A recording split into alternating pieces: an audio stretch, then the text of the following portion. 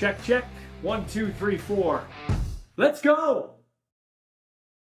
Athletes aren't built during the season, they're built here in the off season, where real progress happens. At the Den Sports Performance and Agility Center, they don't just train, they develop. For athletes ages 13 to 17, they offer team packages and individual group training with up to 5 weekly sessions of your choice of dryland or strength-focused work. Every program blends strength, agility, balance, mobility, speed, and recovery with a focus on durability that most programs overlook. Because showing up on game day means staying strong all season. Every session is coached by a certified speed and strength specialist and focused on long-term athletic success, not quick fixes. Flexible programming, real results. The Den Sports Performance and Agility Center is where serious athletes level up. Book your spot now at thedenyqr.ca.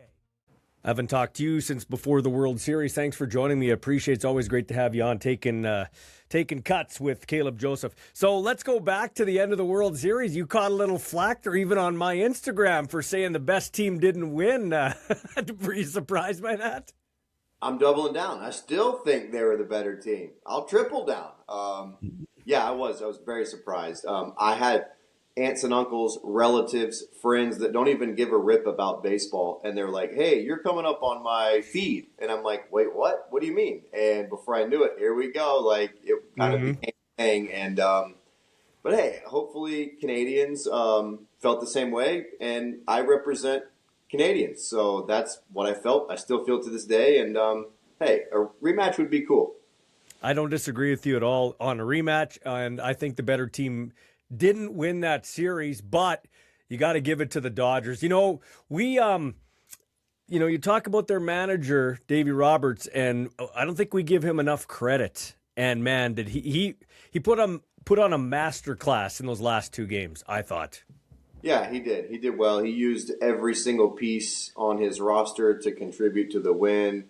It's one thing to manage teams in general. It's another thing to manage a team full of superstars in a huge market and do it consistently over and over and over and win year in, year out. And the guys that I've talked to that have played for him, they just rant and rave about him. And, we hear about these big-name managers, Boone, even Bochy, he sort of flies under the radar. And I think because he's a no-drama type of manager, and he just constantly is having to manage big personalities. Now, granted, the big personalities they have over there, they're team-oriented guys. Mookie Betts, Freddie Freeman, they're really good core guys. But still, it's a huge market, expected to win, and he does an amazing job over there. And you just really don't hear a bunch of fire brewing over there in LA. It's more about the injuries and how are they going to find the way to do it, not this guy's got a camp over here and that guy's got a camp and you're managing different personalities. But he's the perfect guy for the perfect spot. So the Blue Jays didn't win, and it was heartbreaking. And on one hand, you say to yourself, "How do you can overcome that?" But then listen, you know me, the Padres are my team. They just got shit pumped today, 8-0 or 8-2, whatever it was. I also said that to my buddy Zinger, who you met before, back in the radio days, because he's a Jays fan. I said, this is why I don't pay attention to baseball as much. Not because I don't like it, but I get too invested in sports. So I even take the first loss bad, and he's like. He's ballsy. You got to realize your team's probably going to lose 65-70. So just think this is one of 70 times you're going to feel this way. You can't take it to heart. So, okay, take that advice. But back to the Jays. I'm like, okay, if you're a fan, you couldn't possibly have it end in a worse way. But then over here, I'm thinking, you know what? For a team to lose a World Series, I kind of feel like the Jays won. I feel positive, like they almost won. You know what I mean? For sure. And that's how the players feel, Ballsy. That's really how they feel. They probably won't come out and publicly say it, but that team was not picked to do what it did. They overcame adversity. They had some injuries to key players that they were really counting on. They found their mojo, as Kevin Gosman told us earlier today. About halfway through, we kind of found our team identity, and we just started rolling with it. And what I loved about it was a bit unexpected. They're coming off of a terrible season the year before.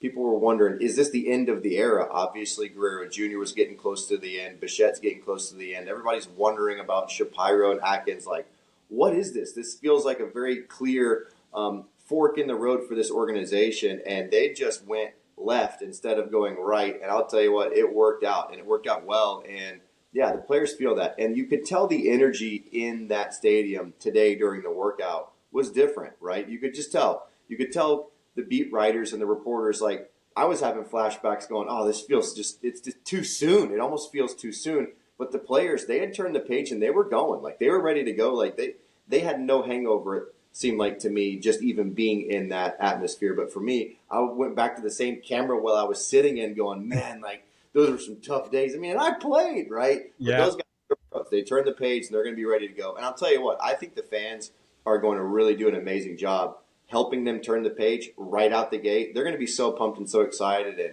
it's going to be a really fun opening day tomorrow. Yeah, I'm looking forward to it. We'll talk about opening day and everything that surrounds that. Okay, let's get into the Jays, though. A couple of things.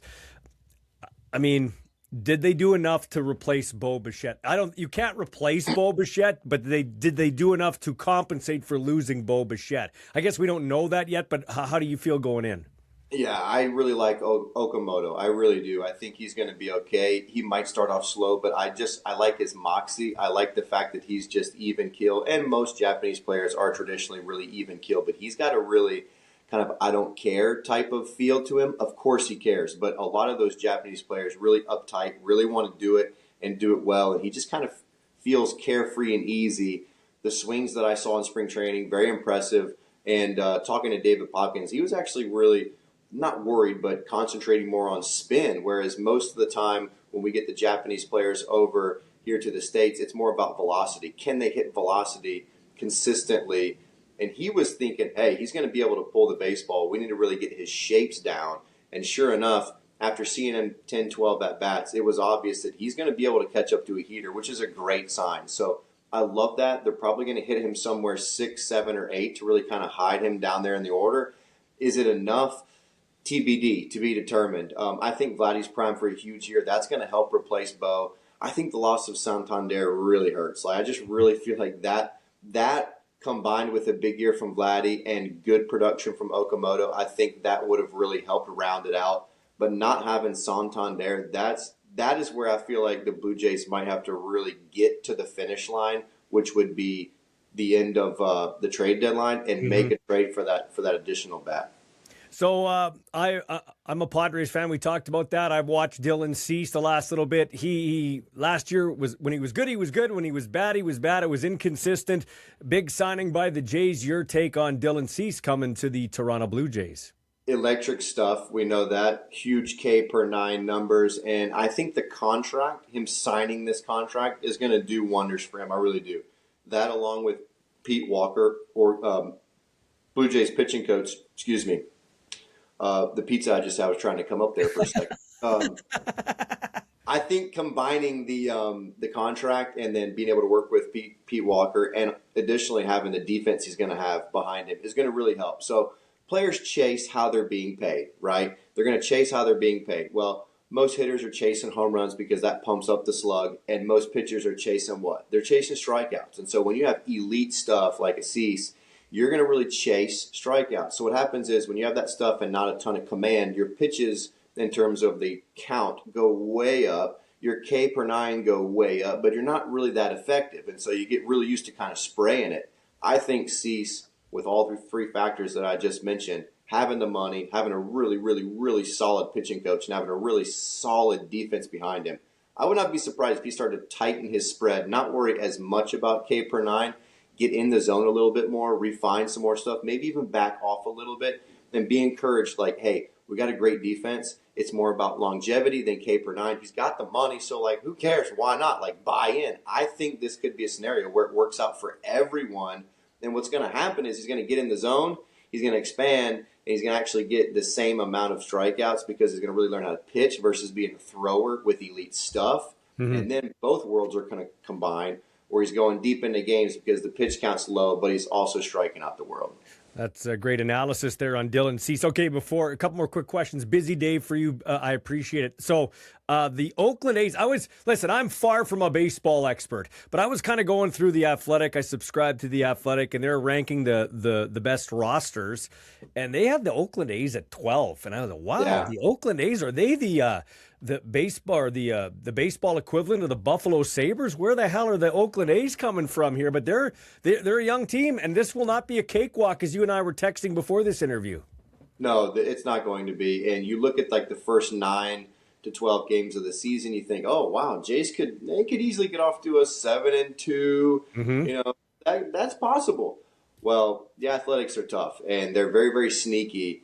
And especially being over there in Sacramento, it's like people kind of forget that they're even a part of the major league system. But they've got some really good pieces. I mean, they've got Kurtz. He's at first base.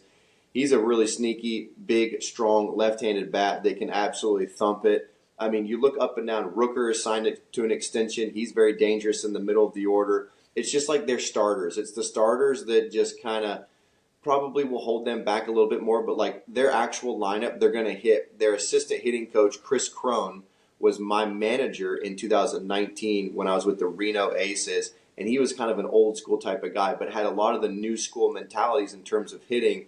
And man, he was teaching me some stuff, even being the manager in the cage at times. And I thought, man, this guy's really good with this hitting approach. Like he's blending both methods perfectly, and he's really been instrumental over there with the Athletics in terms of getting a lot of these young hitters to really use all fields. And I watched them take batting practice today, and there were a ton of guys. The Wilson kid, Jack Wilson's kid, he spraying the ball everywhere. I mean, what a funky little stance. I mean, getting after it. But, I mean, he's a pesky little hitter. I mean, he's just like his dad. Like, he can't throw it anywhere he can. He's like the Athletics version of Ernie Clement. I mean, he's going to barrel to baseball. And so, you know, you've got these guys that can get on base, that can really scrap together. I mean, Denzel Clark, he's another guy, Canadian, really impactful player. He's got tons of tools, wiry pop.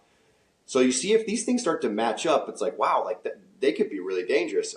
Experience is always a thing for me. Like, I think that ends up showing its ugly head from time to time, right? But they're no cakewalk. I mean, this is not going to be raise the banner, we're going to run right through this team. I mean, they're going to put up a fight, and the Blue Jays are going to have to earn it.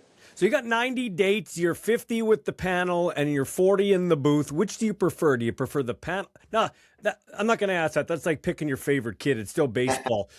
I guess what I would say is, which is harder maybe, the panel or the booth? Yeah, well, I'll answer it anyways. They're both amazingly fun and different in each respect.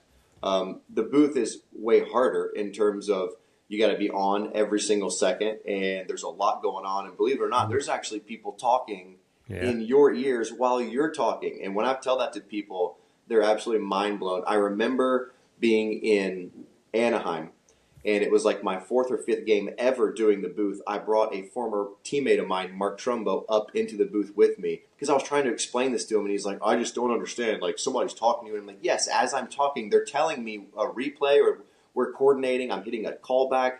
There's a lot. Yes. It's mind-blowing if you're able to see, and a lot of these places have cameras now where you can see kind of what's going on, but you can't really hear what's going on. So I got him a headset, and he was blown away at how much was going on. You've got a director that could potentially telling you something he's seeing. You have a producer that's telling you what's coming up next for sure. It's a lot, and you can be in mid-sentence as one person's talking to you. But the thrill of that job is it's the best. Yeah. I mean, it's simply the best way I can put it. Like that's what I love to do. Late night, and I got an early morning. I love doing the pre and post game show. It's compared to the broadcast, it's a bit of a cakewalk. Obviously, a lot goes into it, but you don't have to be on. They're both amazing, and I'm just so honored and blessed to be doing this, to be honest with you. The fact that the Blue Jays, or Sportsnet actually, believes in me, I mean, it's really, really cool. You do a great job. And yeah, I did a pre and post game show on a CFL broadcast for 18 years and got to call the games for 2 years. And I've never played professional sports, so I wouldn't say I'm on your level that way. But you're right. There's nothing like being like, you can't. The beauty of it is you're right in the middle of the game, but whoever wins or loses doesn't matter. Like, that agony's not there. Like, you win every time is what I'm saying. No question. I tell people it's the greatest job in terms of you're in the big leagues. You're sitting there watching it. You're calling it. You're talking about it like you do with your buddies. And, yeah, you're invested in the moment. But as soon as the game's over, I don't wear it at night at all. Like, I walk out of the stadium, and it's not mine to worry about anymore. The only thing I worry about is how I feel like I called the game. So let me stop you. You do some film work. You talk to your batting coach. You talk to the pitching coach. You do the manager or whatever to critique your own film, your own play. What do you like? How quickly do you look back at the game? Like I know sometimes there are 3 games set. Baseball is a little different. Like I used to get, when I called the game, let's say we're in Vancouver, I called the Riders BC Lions game. I would get on the plane, I'd put my headphones in, I wouldn't talk to anybody, eat my sandwich, and I'd listen to the game. And the reason I'd listen to the game is, I don't want to make this about me, but I'd like to get your opinion. It's like, okay, if I wait to listen to that game 6 months down the line, it'll just sound good to me, and I won't know how I screwed up. But I'll know how I screwed up. Oh, I should have called it that way. So do you do that? What do you do to critique yourself? Oh, yeah, same thing. You have these bits and pieces of the game that you kind of mark in your head like a bookmark. Yeah. Like, I think that was really well done, and then I hated every bit of that. And you kind of go back and you critique. What I've learned is that sometimes I think I've done a really nice job, and it's okay. It's just okay. And then sometimes I think I've absolutely blown it, and I'm like, wow, that didn't sound at all what I thought in my head. And so when you're early in this process, you're trying to get those reps in. But absolutely, it's right after it. And to be honest with you, when you work with Dan Schulman and his son Ben Schulman, he's like the video, so like I just kind of look over and in between innings, I'll ask him a very quick question. And this guy's like an octopus. Like I swear he's got 9 arms going at once. I mean, he's looking something up. He's replying to a message. He's got a producer in his ear, and he's looked like that guy's a machine. Like he is unbelievable. He's even better human, but being able to bounce stuff off of him has been absolutely invaluable. But the job is unreal. It is so cool, and calling a game is the thrill of it is just sends goosebumps down my arms every single time I even think about it, much less get to do it. That's awesome. I love your boyhood smile there. Okay, 2 more quick questions, and then I will let you go. And the one just slipped my head. I was going to get I just had an old man moment. It'll come to me. I love it. Give me a prediction. What do you got for the Jays this year? Like, okay, they weren't supposed to be there. They're there. They come close. We feel it has the almost like they won feel. We've already talked about that. Do they have enough to prove this wasn't a mirage last year? Yeah, it's definitely not a mirage. Do they have enough to get back to the World Series? Not yet. I do think it's possible. I think Cease is going to be a big deal. I think Vladdy's absolutely primed for a monster year. You know who else I think is going to have a not sneaky good because he's going into free agency. He's a big name, but Dalton Varsho. He looks unbelievable right now. I talked to him on the field about 2.5 hours ago, and he's just in an amazing headspace. So you get some of these guys that have had good years, not great years, ramping it up. Maybe you don't need another bat. And that's what happened last year. They had a ton of contributors in places they didn't really expect. Even you look at the bullpen. They had guys like Braden Fisher, Mason Fluharty that came up who? And they were huge contributors. So you got to have some of those pieces as well. But if some of the big guys can really come up, now George is going to have to continue to do what he does, and I think he's going to be okay. I'm not really as worried about the starting rotation or the bullpen as much as I am that one bat. And so I think they're going to be a good team, really good team. I think they've got a chance to really get as deep as they want. It's starting well, continuing momentum, and then getting the piece or pieces you need at the deadline to then push you over the edge. Okay, I got it now. The brain kicked back in. Long enough there. Yeah, Control Alt Delete. We know what jogged my memories. You said you talked to Dalton Varsho. So last question. Has your opinion changed of the media, of reporters, of the beat writers now that you're on this side of the first and the third baseline, I guess? You're in the media, not on the field. Like, did you have a preconceived notion of what media was like and now it's different and like, hey, those aren't bad guys and girls, like they're just doing their job? Yep.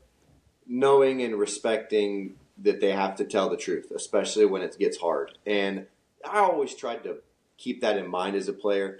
But I was also the player that if I did something during a game that cost the team a game or did something stupid, I felt it was my obligation as a professional to go stand in front of the locker and answer the tough questions. And if you do that, you earn respect from those reporters. And then when you do something well, they're fair. Just be fair. What I've learned being on this side of it is it's really not as easy as it looks. Like sometimes you as players, you think these people are just, eating Cheetos, in their lazy boy, just, typing stuff. Like there's a lot that goes on, and you're managing a lot of different stories. You're also trying to tell the truth, but you have to be, let's be honest, Ballsy, like you have to be somewhat different or authentic in a unique way, or else you're no different than a guy with a computer across the street. So sometimes you do have to take a couple Hail Marys, so to speak, and you have to say that you think the Blue Jays were the better team. Seven, and it's, so if I'm being vulnerable and really honest, like you're a brand and you know this, like you're a brand, but what I don't want to do is get so far into the hot takes that you lose the trust of the players. That's what I think is super unique in my position, because I need them just as much as like they need me. And quite honestly, I need them way more, because I need to be on the inside. I need to be able to ask Vladdy, hey, did you raise your elbow a little bit right there? Mm-hmm. Like to verify what I'm seeing. And so when Vladdy's going, 1 for 15 and you have to tell the truth, like that's hard. Like it's actually way harder than I thought, at least for me. Some people don't have a problem with that. I think there was a guy that did my job a couple years ago that had no problem just letting it rip, But for my personality, it's just not.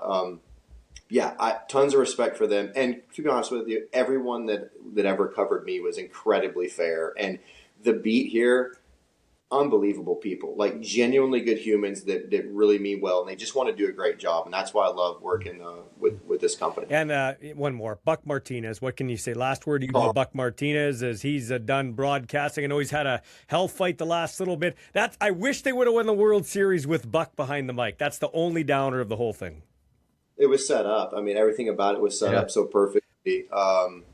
Like Buck is Toronto Blue Jays baseball. I vividly remember meeting Buck many, many years ago as a visiting player, and he was doing his rounds, making his rounds, and he came over and he chatted with me for 25, 30 minutes as a rookie, and I knew who he was, and I'm just some rookie, and I just felt so honored. And many years later, getting to actually know him even more intimately, the most genuine human you could ever meet, the funniest human in terms of storytelling I think I've ever been around. I just love everything about that man, and it feels empty. There's a little emptiness to Rogers Center right now, to the feel, and I think it's Buck's presence, and he just epitomizes a true pro's pro in professional baseball and a life inside the game. And I'm happy that he's able to do the things he wants to do, and he is missed for sure. And I'm just incredibly grateful for his friendship and who he is, and the fact that he's going to be going up into they've changed the name. It was the level of excellence. I think they've just now recently changed it, but to go in as quickly as he is, it's just a huge honor, well deserved, and a man that is just as respected as you could get in the game, and that's hard to do, And he did it. He ran the race really well. He did well. Hey man, looking forward to seeing you and listening to you behind the mic over there at Rogers Sportsnet and here on Ballsy Uncut, Taking Cuts with Caleb Joseph. Looking forward to another great season. Thanks for your time, man. I appreciate it. You got it. Thanks for having me, bud.